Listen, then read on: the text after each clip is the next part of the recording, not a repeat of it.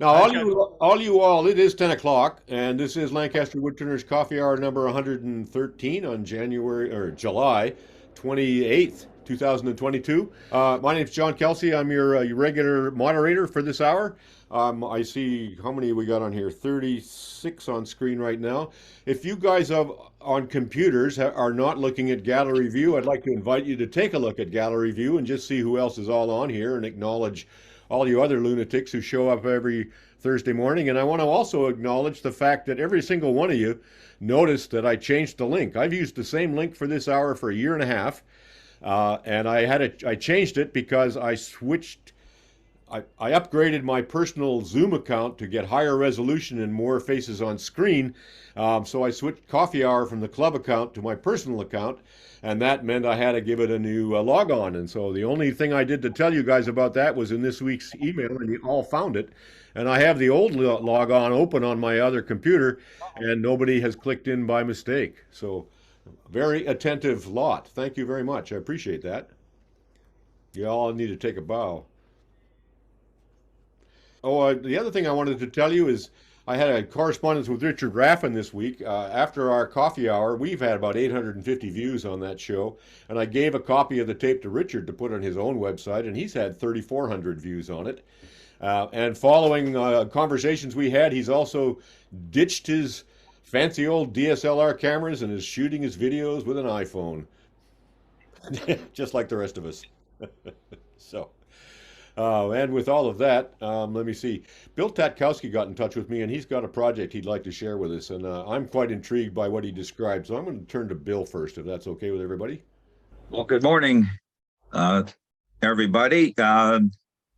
I have can you hear me all, or am I on Yes. there? We, Here we you good? good. Okay.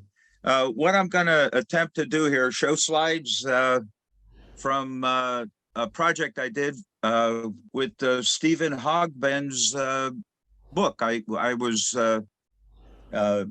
gifted a book shortly after we had a Zoom, uh, how do you say it, memorial for Stephen. I guess sometime in January, I think we did.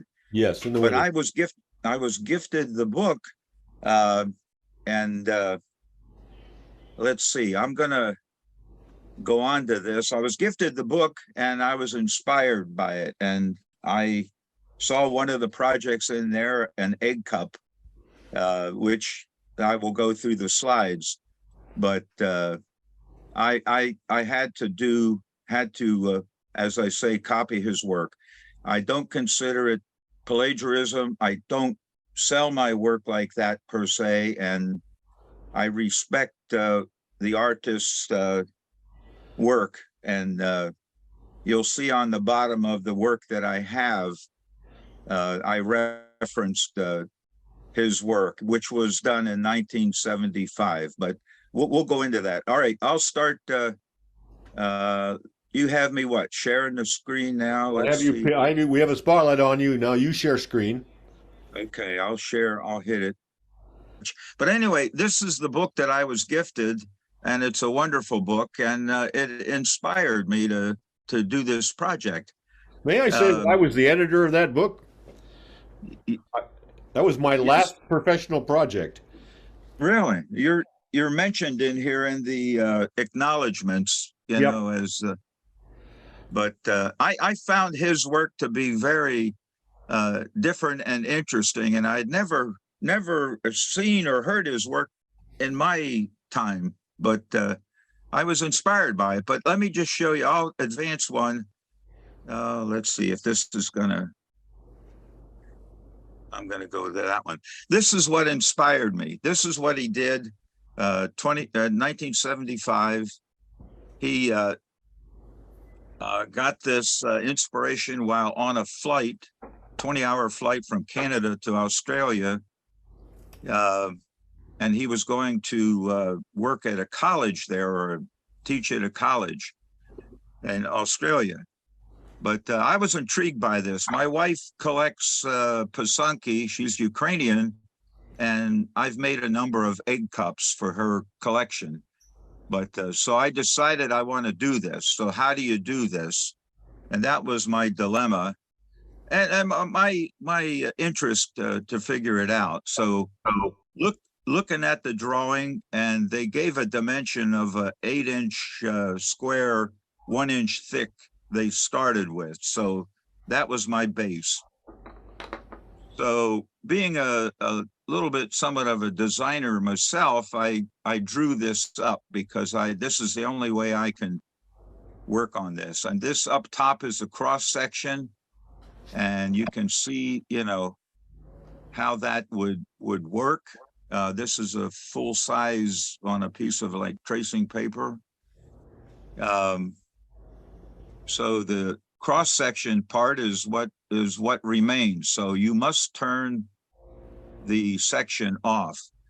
And so I made up a template, and you'll see, let me go over here. Yeah, here's how I went to Woodcraft store, and I bought, I never used real exotic woods or had experience. So they sold me bloodwood. Stephen used some kind of oak, she oak or something, I think, that's native to Australia. But this is bloodwood, so I never worked with that.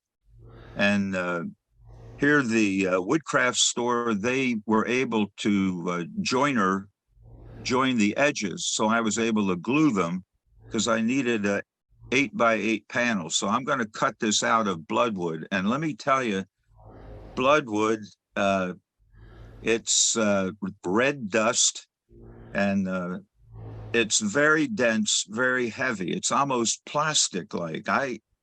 It was very, how do you say, dulling on my tools, but we managed. Now I have the ability here, you see 3 pieces to make 3 objects. What I did to date, I only made 1. I have the others are drawn out. But what you have to do, you have to draw on those blanks, to get the centers and stuff. Now, here you go. Here you see I have a small, medium, or a mini cold chuck. It has about a 9-inch capacity, and it just fit. Now, you might wonder, 4 of those rubber bumpers would hold that thing, but I brought up the tailstock, and it worked quite well. And I was able to hold it securely and cut, rather carefully, So what I was doing on this project, you have to turn 2 sides. You turn one side first, and then you have to do the back side. Now, this is the first side. I used a, what do you call it, parting tool to locate the depths, the lowest parts of the section. So you can cut it, and it worked quite well. But I used a 3/8 inch skew chisel, or not a skew chisel, a spindle gouge. I'm sorry, 3/8 inch, and that seemed kind of light on that hardwood. You'd get some vibration, but that tool, I had to make some bevels on the bottom of it, and I had used that tool to turn tops. So it was a modified 3/8 spindle gouge, but I would say it's a little too light. And don't turn it real fast, but it held okay. And here you go closer, and there's a template that I made. You can see my hand there with the template, and working it down. There you go. Now that's a finished part. Now that's sanded up to 600, going through all the grits, and that's pretty well finished for now. And then what you would do is take that, and this would be the backside. You have to draw on these objects. You have to, know where your cuts are. So this is the backside, and you have to align you have to align the next, this was the backside. Now you'll see in the end, this, I tell you, Stephen, when Hogbin there, when I looked at how to do this, it really made me think, how in the world did he do it? And, to contemplate something on an airplane, going, but this would be the backside, and that cutout groove has to align with the bump out on the other side to get the, be able to set the egg in. So, and here you go. Accuracy, I don't know, on Stephen Hogbin's work, the pieces fit together incredibly. You can see here, I have a steel flat plate and sandpaper trying to get the edges lined up. In my table saw, I used, I should have had a better blade and check the vertical alignment very accurately, because I don't know, it's very difficult. That's the most hardest part. But I had to, like lap those, I guess would be the term, lapping them to fit properly. And that wood, you can see how dense it is. There's no open grain, and it's very heavy. And there's the piece after I glued it together. And I had to use the saber tooth, the cutters that they have, the carbide cutters, to align you can see the edges have to be fairly close, and, to support an egg. I used Dremel. I got some new Dremel stuff, some of the bits and pieces, and, was cleaning it up. And this is basically, it's unfinished. That would be my question. This will show you what it's like, the bloodwood. Now this is unfinished, no finish, it's just buffed. And the fellow at the store said it'll oxidize or change colors. So I don't know what to rub on it, but it's very hard, dense wood.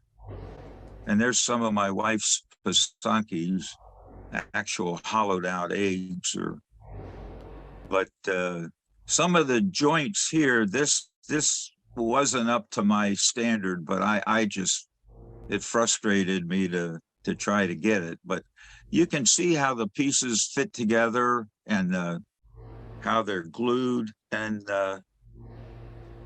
there's another shot of it. I like the color of it, but knowing how Stephen worked a little bit, Bill, I suspect he probably glued the block up with paper in the first place. Prepared the surfaces plain, smooth, and square, and then glued with a piece of magazine paper in between them, so it could be split apart and just cleaned up after. I think. I'm not sure though. Yeah. But here, this is a picture of what I do my lettering on the bottom, but the original piece created by master turner Stephen Hogbin, 1975. This was an egg cup, and mine is a recreation Bloodwood 2022. But it's an interesting project. I have two more to do. I have the wood ready, marked, and hopefully it'll turn a little easier for me this time. But the first time, I tell you, I really struggled, and I wanted to, do like he did, how did I say it when I sent you that? I wanted to walk in his ways, but use the lathe ways, so. Well, I got to tell you, throughout his career, Stephen was never an expert turner. He was a scraper mostly. He learned how to use a gouge and had all the tools, but most of the big things that he did were done with scraping tools in the early Okay. Yeah. I'm going to end your share now, unless you got more slides. No, that's it, John. Have we got to, have we, did we see a good view of your finished piece, the one before that? Can you go back to that for a second? yeah, right there. That's the one. Yeah. Yeah. Uh, Very nice absolutely, piece. absolutely beautiful. Yeah.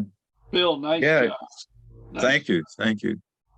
Hey, a little bit of a mahogany wood filler in there. That'll take care of that crack. Yeah, and I was thinking about doing something, with the dust, and I was afraid, like CA glue, it'll spread out, or, I don't know. But it took a lot of time to hone, or to, lap those, to try to get them together. That wood is awful. I don't know. Anybody use bloodwood before? Or Bill, I made a Mike Stafford box for my daughter about 5 or 6 years ago in bloodwood. It's beautiful to turn. You know what I'd recommend on that crack? Who was it? Bonnie Klein years ago. I did hosted a hands-on with her, and she requested that she have some Zinsser's aerosol shellac, and you can spray some on Bounty towel or blue shock towel, and put a very light white on the wood around the crack. Then apply the CA and use one of the little micro nozzles and some of the bloodwood sanding dust and fill it. It'll look better than the hole. And then you can sand that very light coating of shellac off. But that bloodwood's hard enough that the CA shouldn't penetrate it. On a soft wood like cherry, it will penetrate and stain. But I don't think if you just spray some of the shellac on the paper towel very lightly. It works every time. I've loved it ever since. In fact, I'm on my second can. The other bonus of it is that you have to keep the nozzle clean on the can, but it's the handiest stuff around when you're working with CA. Okay. All right. Yeah. Thank you. It's beautiful wood. Nice job. First off, I think John was right. He probably cut it apart and glued it back together with the paper joint, because that way it gives you the exact centers. You know exactly where you're at. The other thing is, if you ever laminate bloodwood with maple or any lighter woods, it'll bleed all over it. You'll love it. It's just a total mess. Yeah. Yeah. Gorgeous Yeah, it was stuff, a challenge. Hey, Yeah, Bill, I've used bloodwood before, and I used that original wood finish from Tried and True, and it really works well on it. Oh, okay. Okay. Is that like a rub-on finish, or you? It is. It's got a wax and an oil base, which you're going to need a good oil finish because this is an oily wood. Okay. You could try Yeah. Osmo as well. Osmo is a hard wax oil, and it would probably be complementary on there as well. It's an oil and wax base. Okay. Yeah. Yeah. Just to say, I used a micrometer, the probing part of the micrometer, to be able to get my depths, how deep you want to go, and from my drawing, basically that's what I did. I followed my drawing, and by having a drawing, that worked. And I am blown away with Stephen Hogbin on an airplane flight conceived the idea, but and sketched it. But I think he freewheeled like what I did drawing and trying to micro reproduce it. But it's amazing what he did. And Well, he drew everything before he made it. He was one of these guys. He was trained as an industrial designer, so his habit was he kept many, many sketchbooks, enormous pages, and he drew everything before he made it. And he usually drew it afterwards as well. That's where he taught me that way back when. really, yeah. I want to do his walking bowl, but I would be challenged to see the size, keep it small, so, it will sit on a shelf or something, that. But his are small. The trick there is you're going to be turning an airplane propeller, and you can kill yourself with that. So what you do is mount the airplane propeller on a piece of plywood, so it's no longer an airplane propeller. It's a full disc. There's Yeah. nothing there to stick your arm through or your tool through.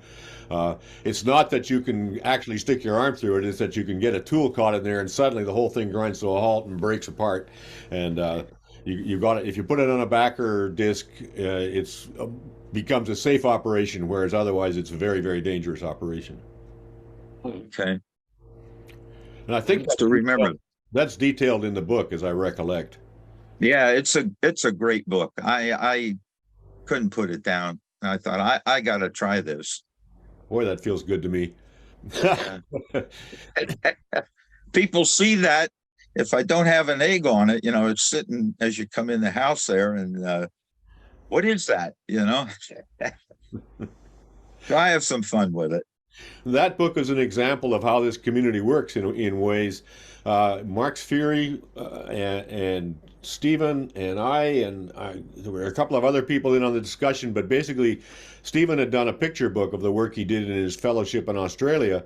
And then the question was, well, we'd like to see these as projects. Will you do a project book? And it was quite a long discussion before he could see a way to do a project book that would have the kind of integrity that goes with a mature artist, and that it still was a publishable book that guys like you would love. So it was a long project, and it was in the bake for a long time, and it came out really well. But Stephen was like that. He worked on things for a long time. Yes. Yeah.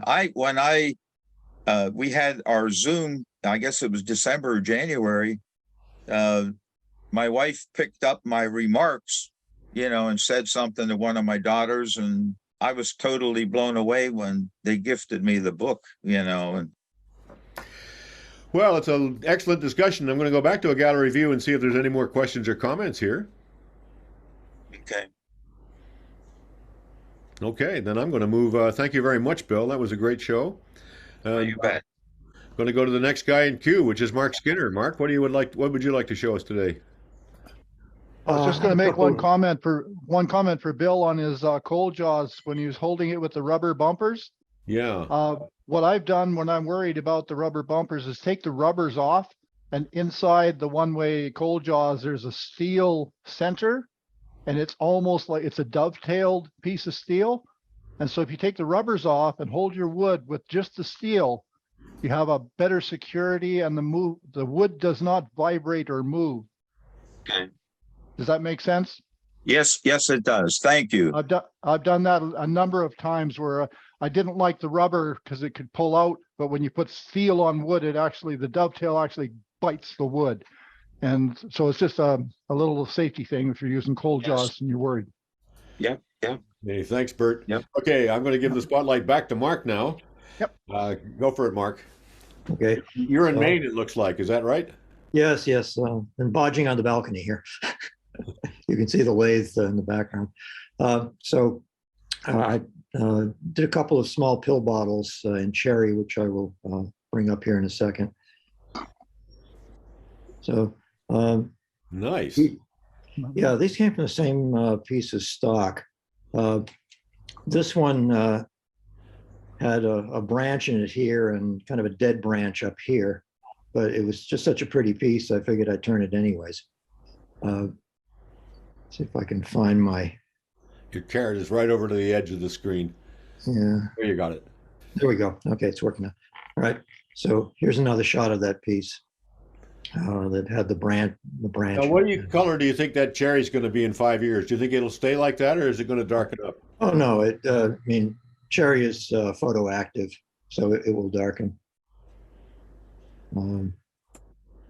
I like the way you caught the chatoyance in that figure. Cherry is notorious for those beautiful little chatoyant squares that appear when you're right on the quarter. Yeah. Here you can see the dead branch. So, but it's only the whole pills. So, and this is the other piece. And here you can see the setup that I started with. So that's it for me. So you have a lathe up there in Maine as well. Yeah, I have just a little Harbor Freight lathe. Yeah, we actually keep it out on the deck all summer. Huh. Yeah, so that's the view. The shipyard is across the street here, so they do some interesting woodworking projects. You could give us a They've got, slideshow on that sometime. be happy to, yeah. They're just finishing Ernestina Morrissey now, a rebuild of her. She's a 156-foot schooner from 1894. 3 years. Bring on the pictures. Bring us pictures. Love to see I will them. do that, yeah, if you're interested, yeah. Yeah, certainly. Yep. Yeah, they totally rebuilt her, and it's amazing to see them bend 3-inch thick white oak planks. So there's a surprising amount of turning in the details of a sailing ship. Yes, yeah. So anyway, well, let me get off here and let you guys. A big piece of the Industrial Revolution was all about how to turn thousands of pulley blocks for the Royal Navy. Yeah. All in lignum. Okay, who is next up there? Looks like Bert, Duxbury, Alan Miller, Dave Landers. Is that right? Okay. Bert, I'm going to make you the spotlight next. Okay, that sounds good. Okay. So in deference to Don's presentation here a while back, I had to make a bunch of these napkin holders. One thing I noticed, Don, is in North America the napkins are a little bit shorter than the ones. So I had to shorten the center post, because the first one I made was exactly to your drawings, but when I put the napkins in, they didn't fit right. They were just the very tips were in the top. So I had to shorten this post for our North American napkins to make them. Cheaped out on the napkins. You got to buy a better napkin. That's all. Bert, do you have to change the slot too for the width, whether it's cloth or paper? No, actually, the paper ones, the cloth ones, my daughter-in-law uses a paper or cloth ones, and they fit perfectly. They just right. But on the paper ones, what I ended up doing is, you fold it in a triangle, and then you just take the very end and fold over about 1/4 of an inch, and that gives you double thickness, and it slides in perfectly. But you found the knack. Yeah, like that. You found the knack of doing it. Well done. Yeah.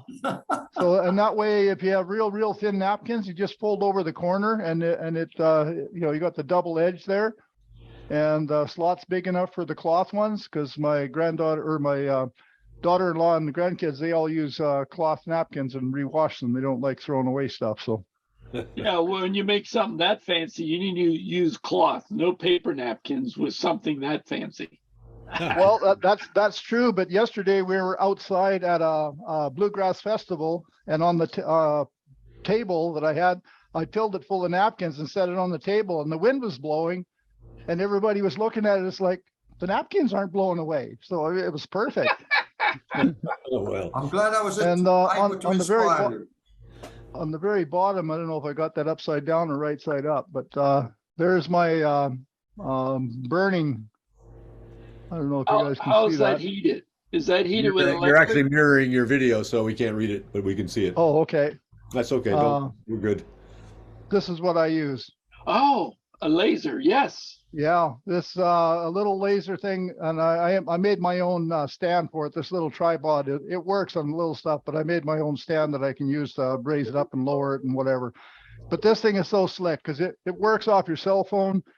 Any image you can put in on your cell phone, it works, and it just works. It was a bit expensive, but I've been rationalizing it, saying that if I went and hired somebody to do the laser, even a simple laser, is usually about $10 per piece.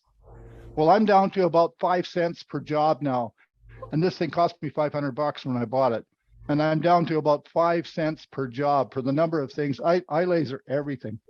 I don't know if I showed anybody this last time. I think I might have showed pictures.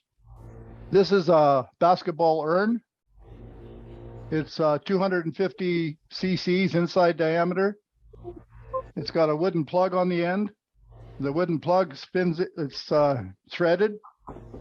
But when I figured I can easily get it out with my fingers, but the people that might end up using it, if they tried to take this off and screw it in tight, they might not be able to get it tight enough. So I had to make them a little wrench. And it's just a little block of wood with 3 pins in it, and it sits on top, and it allows them to screw it in and lock it. This is That looks. You could use that for your for kids' banks and lock boxes and toys as well as for cremation urns. That's a good trick. Yeah, you could. Yeah, it would make a. I never thought about that, but it would make a really nice piggy bank. But it's a little big, but I mean, it would hold a lot of stuff. So I mean, this is almost regulation basketball size. Can't beat that. Yeah. And another thing that I've been started making is brain teasers for people. This is the Pythagoras game, and normally when I looked it up, it had little marbles. But rather, I'm a woodturner, so I could turn round balls, but they end up getting lost and rolling away. So I make little pins and put little pins in, and then they can play their Pythagoras game. It's a brain teaser game. Do you turn those off of a longer stick, or do you turn on them off of little wee blocks of wood? I turn them off of a long piece of stick. I turn them off of little chunks that fall on the floor. Any piece that's big enough to make a pin this big. I don't throw anything away, so I make it out of all of the above. Okay, cool. Yeah, and then because all of these things get lost if they're playing the game, the object is to try and take them all off, and they need some place to put them. So I make a little cup, and basically that's the way the game sits on the table. And when they play it, they take the cup off and then play their game, and they got a place to put their small pieces so they don't fall on the floor. I watched some kids playing with it first. All over. I don't know what the hell is it doing. That's a And nice. They kept losing nice project. That's a very nice project. Yeah, there's just simple. Yeah. That's all I got. Okay. Any questions for Bert? All right. I'm going to. I see Lander. Dave Landers, are you there? We haven't heard from you at all. Do you want to? You want to show us something, or have you disappeared? I think he's walked away from his lathe. How about you? I'm going to deliberately skip over ducks because we see from ducks a lot, and I like to hear from people we haven't seen in a while, and that would be Alan Miller. What do you got here, Alan? Yeah, I've got 3 slides to show. So are you seeing the picture or not yet? Yes, we got you. Okay, I'm going to bring that slideshow, start the slideshow. And the only thing I've turned recently is one very small pin, but that's part of a bigger project. My wife and I are coming to the end of a major kitchen remodeling project. So that's why you've not seen a whole lot of me lately. So the small pin, and now let's see, we're supposed to go, come on. Let's try that. It's not moving. Try your arrows. Hit your space bar. Space bar. Okay. In which case, Try your. Slideshow's not working. Try N. I'm Next. sorry. N next. Nope. Okay, that didn't do it either. Do I have to stop and come back in? I don't know. I haven't seen this You before. shouldn't have to. No, slideshow usually just advances with a click. Yeah. Yeah. How about and- your right? How about your right arrow down on the bottom of in your? Okay, right arrow is not working. Shucks. How about you got a command or a control key? Try that with the right arrow. Or try a down arrow as well. Okay, now it. There we go. There we There you go. go. What did it? Just so we know. I think there was something going on internally on the computer. I had an app screen come up, and it finally left loose and gave me this. So anyhow, that peg is about halfway down there. The cradle is what I made for my son 38 years ago. And in January, they called to tell us that he needed the cradle because they were going to give us our first grandchild. And we're all excited about that. But he wanted a pin so that the cradle would not rock, that risked the baby falling out of the cradle. Now, did you make that cradle like 38 years ago? I made the cradle 38 years ago. Those are lovely little turnings up there in the ring. Well, that was one of my early turning projects. And see if I can get, yeah, there's the next one. I think I had 16 spindles around the top of it, and the raised panels. It does the legs and the bottom all come apart. I think the these days the regulations would be that opening is big enough for a baby's head. You need another spindle in between all of those. That's kind of discouraging because the baby is due any day, and Well, but Takes them a long time. It's not at head level. It's what, Yeah. 6 inches above where it rests in the Yeah. cradle. Baby So- can get his head up there for a long time. anyway, last week I was hoping to find a way to get this to Denver. The best we could do was $400, and so we agreed that they hope to be in Ohio in about 2 months, and I've got a very good shot at getting it to Ohio to be waiting for them when they get to Ohio. So, yeah. Hey, So, Alan, the top, did you tack, was that decorative, that tacking of metal around the top there? that is brass, and it's screwed in. I disassembled it and buffed up the brass, polished the whole thing, and so yeah, trying to do my part to get it ready for the new baby. Beautiful piece. Nice work. What kind of glue did you use to put it together? Oh heavens, Wood glue. wood glue 38 years ago. That's a piece I don't remember. Okay, well that's a good point though, because if it happens to be an older style of glue, you could take that top bar off by heating it and warming it and Well, add some spindles. I had to do that for folks in Calgary. They had the same problem and they wanted to fill a gap in their cradle.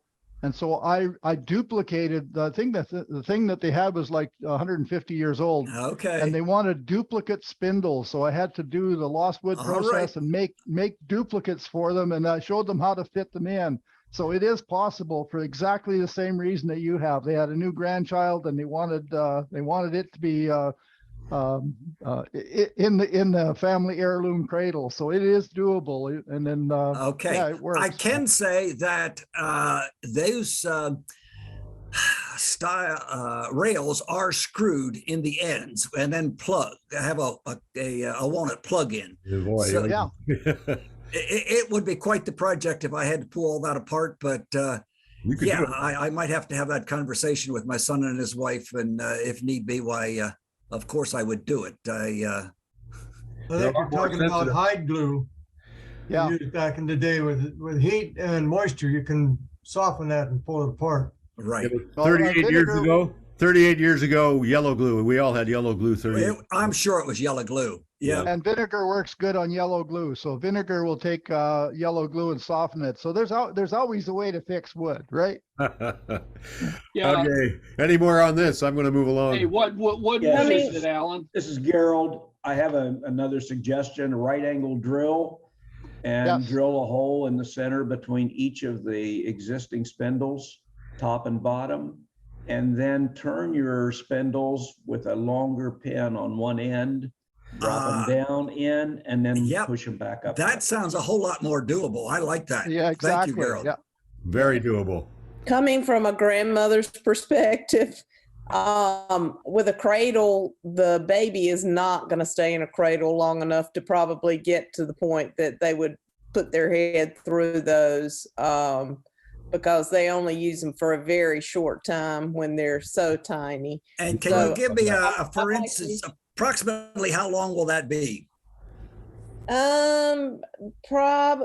Probably till he starts trying to sit up or moving around a lot, because the cradle, even though you've got the pin in it, sometimes it's you just kind of get unnerved about them being in there with just a pin holding Okay, it. so it's Wow. 8 weeks before they likely get to Ohio. Are they going to miss the use of the cradle? Yeah, you're going to be out of the cradle by 3 or 4 months, I would say, at the outside. Well, no, Yeah, not 8 months, 8 weeks. 6 months at the most. Okay, we got a but couple the months for the baby- cradle. That's all I needed to know. Yeah. That's all very helpful. Thank you. Alan, what wood is that? That's walnut. Is it? That's beautiful. Okay. It's beautiful. I made one 19 years ago on plans I found from Brazo County in Missouri, which was the first French settlement on the west bank of the Mississippi. And I added a pin because my grandson, who's 19 and a half now, once he started to roll around, once he started to move, then they got afraid of the cradle. Yeah. Mine had Yeah. ribs, and I ended up using Tight Bond for the first one. The second one, for my second grandson, I used polyurethane because it had a much more longer open time in Yeah. spite of cleanup. But Yeah. Okay. Hey, well, thank you all. Hey, thank you, Alan. Very, very good. Nice share. Very nice. Yeah. Landers, Dave Landers, you got your hand up. You want to show us something? We've seen from you. Yeah, so well, a couple of things to start. I had my first, well, I didn't. We had our first grandchild a couple months ago. We had saved the crib that I made, 30 something years ago and used for both our guys. And my son says, "Oh yeah, no, those drop side cribs, we can't use those anymore." So we saved it and hauled it from house to house for 30 years. And I might make a bench out of it or something. I don't know, but it's the way things go. And then, I'm kind of taking a break with you guys here because we had a flood last night. So I'm kind of standing in mud right now. We had, hail. I lost a couple of skylights on the. Where exactly are you, Dave? You're somewhere in Colorado? I'm in Estes Park, Colorado. Down the hill on Main Street in Estes Park, I heard they had 12 to 16 inches of hail in the street. That's about half a mile from me. And all of my gutters, all of my troughs that take the water out kind of clogged up with the hail, and everything turned around and came right back into the shop, which is down kind of half underground. So I'm taking a break from sweeping and shop vac here with you guys. So anyway, getting on with what I'm working on a new to me kind of a project. This what I'm calling a sliced bowl or a sliced hollow form. I'm having a lot of fun with it. This was the first one I did. This bowl's about 5 inches in diameter, and those PEVA, those butterfly inserts, are about an inch or an inch and an eighth tall. I built a sled for the bandsaw, John Beaver style. If you've seen any of John's work, he makes bowls that are sliced with a similar arc like that. He puts them back together in a different way. But I'm just kind of having fun with this. There's a little hollow form that's about 7 or 8 inches tall. Those were walnut. This is maple. Well, tell us how you're doing that now. Oh, okay. Let me show you a couple more, and I'll show you what I do. There's a walnut piece. That's a cool effect. And another walnut piece. That's about an 8-inch diameter hollow form. And this one I just finished. That's a flashlight inside, lighting it up. That's elm. So the way I'm doing this, I've got one on the lathe right now. So I cut these for these inserts. I've got templates and a trim router and all of that. I buy the inserts and the templates from a guy in Hawaii, Mark Stebbins, BigIslandEngraving.com. So I turn a bowl or a hollow form. I cut the for the inserts so that there'll be a hole here, and a hole here. There's a whole lot of back and forth to the bandsaw to get things lined up so that I get the cut going right through where the butterflies are going to be, and get that all kind of figured out and lined up and get those cut, and then I slice the bowl on the bandsaw and then come back and put it back together. How do you slice the bowl on the bandsaw? I have a jig. Let me see if I don't have my camera over at the bandsaw, but let me see if I can bring it over real quick. And you got one of those, you got a webcam on an arm overhead your lathe here. This looks like a webcam image. Yeah. So let's see. Get all the stuff out of the way. And lift the webcam up a bit so we can see a little more. Yeah, I will. It'll stay. This arm likes to sag a bit. Okay. Let me try this. Come on, camera. There we go. All right. Oh, yeah, good. There's a sled that runs in the miter slot on the bandsaw and has a bunch of holes in it.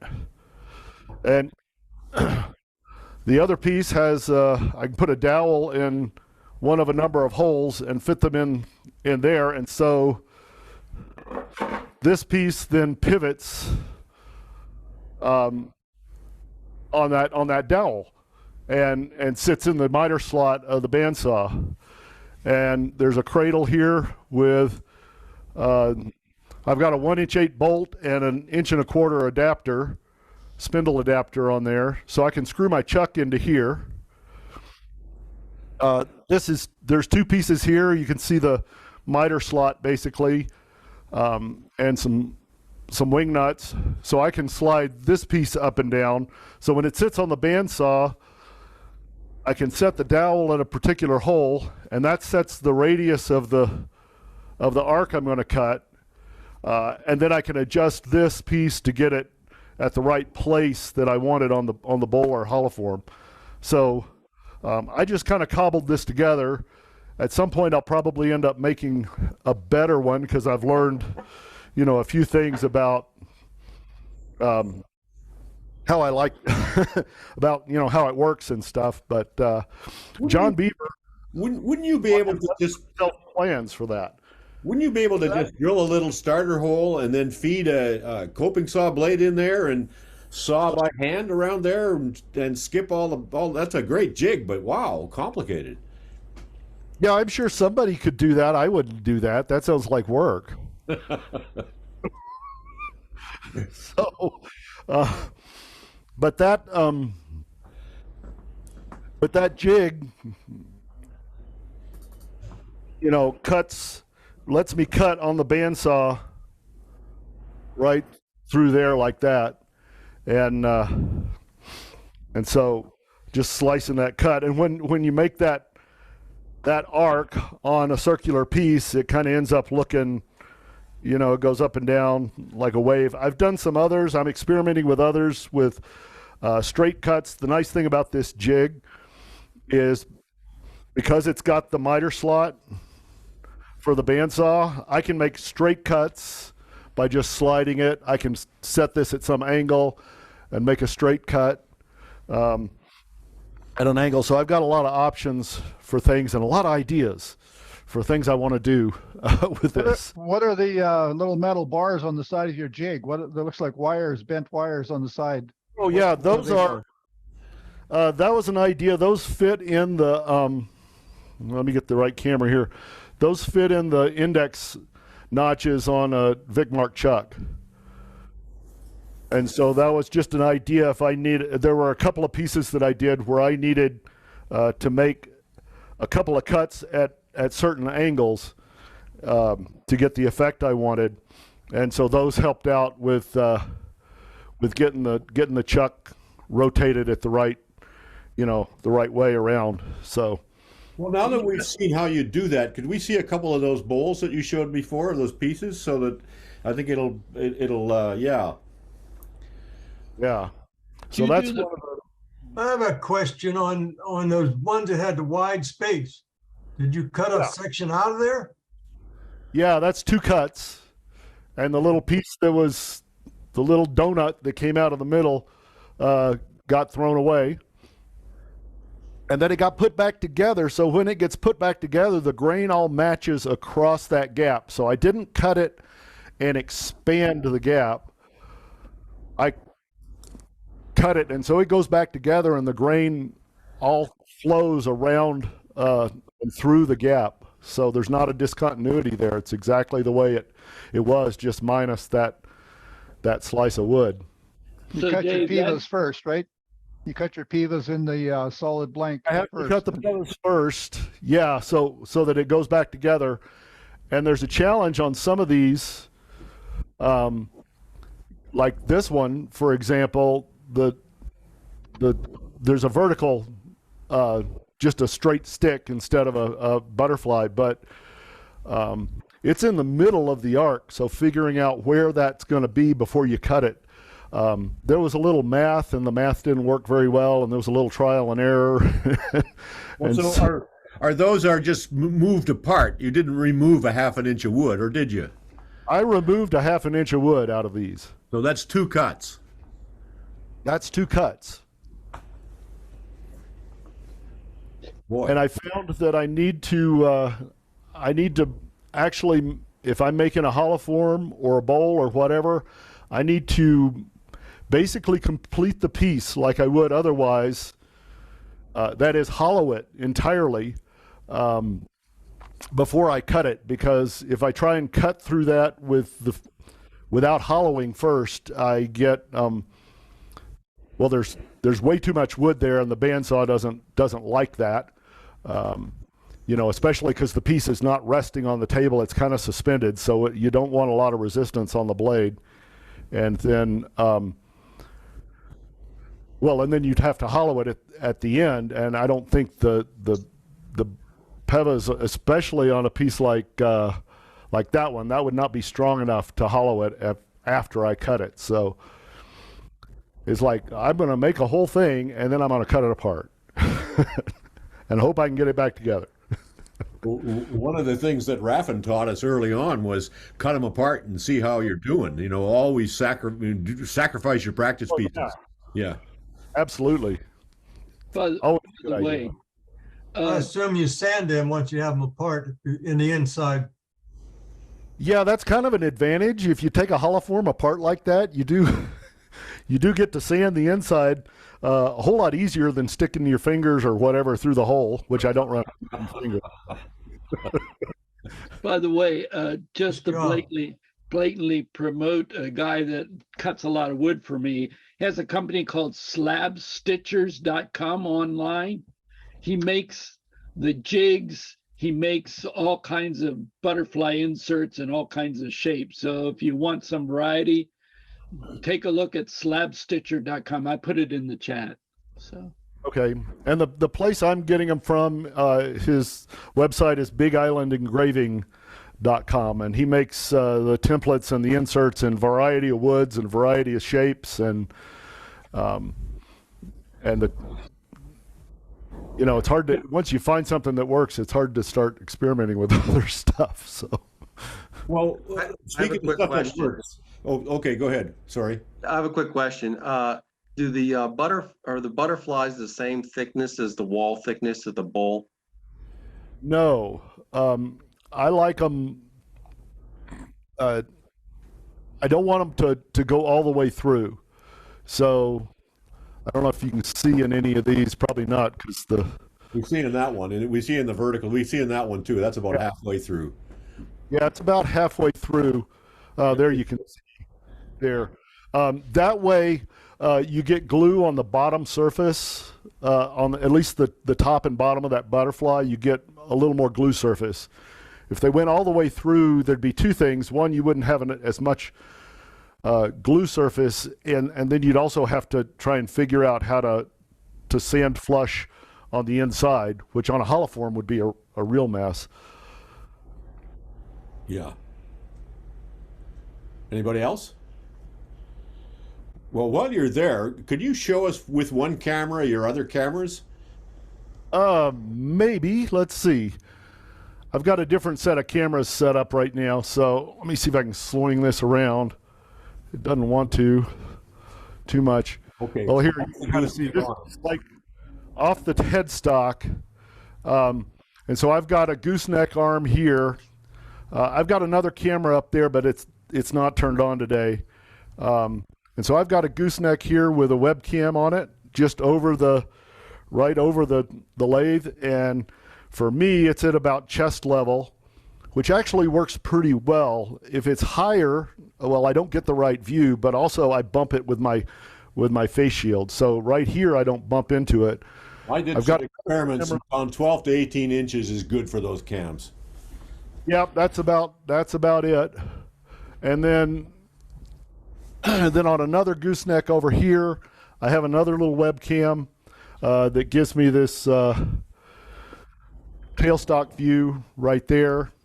I've got a camera. This camera is on the This one is the laptop. I've got a monitor and a camera over there. And I'm always fiddling with this, but this lets me do demonstrations from my shop, which is I find a lot of fun. So there you go. Well, everybody, this has been a very fun hour as well, and we're right up on 11 o'clock. If anybody's got a dying last minute they want to say something, now's your chance. I have a 40-second video. If you want if everybody's okay with that, I would be okay with that. And I have two announcements that I want to make very quickly as well. One is that in our August guest star on August 18th will be Albert Lee Koff. And our September guest star on September 15th will be Meryl Salin. So just so you know. Jim, you want to show a video real quick? If you guys are yeah, okay. I'll do that. Randy mentioned about turning. Hang on a second. Randy talked about when I'm turning epoxy that I should have the lathe at a certain chisel at a certain level so that it makes the curls. Well, I want to show you that I did that. Here we go.